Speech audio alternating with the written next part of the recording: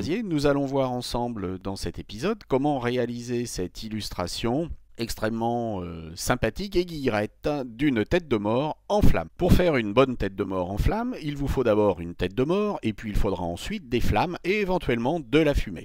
Nous allons commencer par la tête de mort. Premièrement, si vous regardez à l'ouverture de ce fichier que j'ai été volé sur Google Images, donc un grand bravo aux gens qui ont réalisé ce crâne. Il s'agit, je le précise, d'un crâne qui n'est pas réel, mais qui est un moulage. Si au passage vous vous reconnaissez et que vous en êtes l'auteur, contactez-moi et je ne manquerai pas de vous créditer. Première chose à faire, nous allons transformer cet arrière-plan en calque.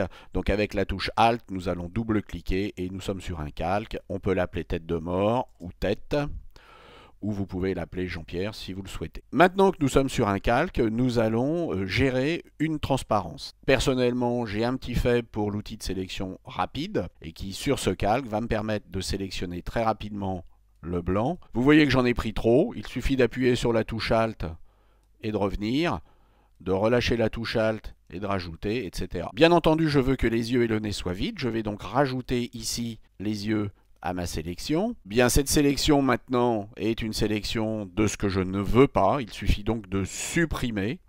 Comme il nous faut plus de place, on peut dès à présent au niveau de la taille de la zone de travail ajouter en pourcentage 100% dans les deux directions, donc en relatif. Et vous voyez que maintenant on a beaucoup plus de place. On peut également, dans la mesure où on va être sur un fond noir, ajouter un calque. Avec la touche commande ou contrôle, il sera ajouté en dessous. Et nous allons le remplir avec du noir, donc touche Alt, flèche arrière, à condition bien entendu que vous ayez le noir en premier plan.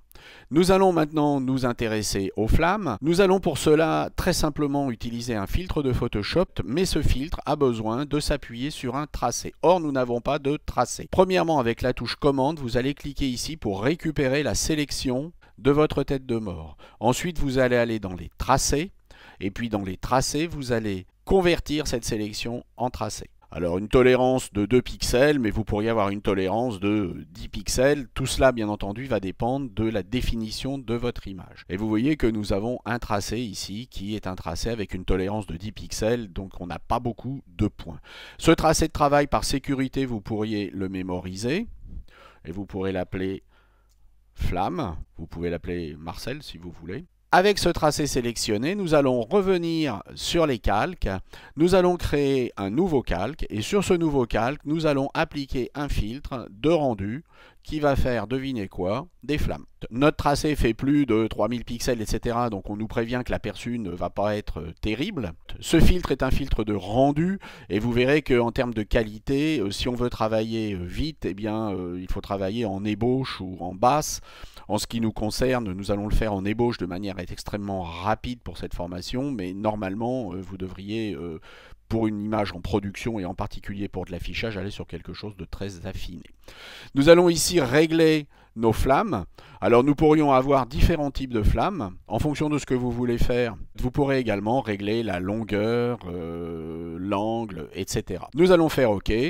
Notre filtre va calculer ça extrêmement rapidement et vous voyez que nous avons notre tête en flamme. Le problème pour ces têtes en flamme, c'est que nous allons avoir besoin d'avoir des flammes devant et d'avoir des flammes derrière. Nous pouvons dupliquer ce calque, commande J, et nous allons pouvoir placer ce calque sous la tête, et ce qui fait que nous avons maintenant des flammes qui sont des flammes devant et des flammes derrière. Nous allons pouvoir également travailler avec des modes de fusion, par exemple ici un mode produit, où vous voyez que maintenant nous avons obtenu quelque chose d'extrêmement saignant. Donc notre tête en flamme est faite. Vous remarquez qu'au niveau des tracés, je suis toujours sélectionné, ce qui fait qu'on le voit. Je peux très bien le désélectionner, on le verra beaucoup moins. Pour la question de la fumée, je peux travailler avec une ellipse. Cette ellipse va définir bien entendu une sélection. Avec cette sélection, je vais prendre soin en la modifiant de créer un contour progressif. Encore une fois, le contour progressif de cette sélection va dépendre de la résolution de votre image. Ici, je suis avec 75 pixels. Si j'avais une image avec une faible résolution, je pourrais faire un contour progressif de 5 ou 10 pixels, ça suffirait. Et puis maintenant que j'ai une sélection, eh bien, de la même façon, je vais créer un nouveau calque.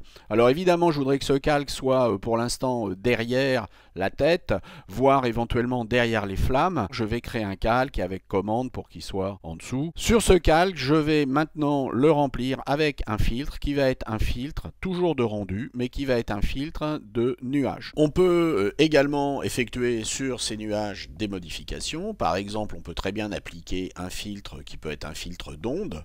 Nous sommes donc arrivés au terme de notre création. Dans les nuages, nous pourrions ajouter des dégradés, de la lumière radiale, etc., etc. Votre créativité va pouvoir s'exprimer. Si j'ai un conseil à vous donner quand même cet été, c'est faites gaffe au soleil. À très bientôt. Au revoir.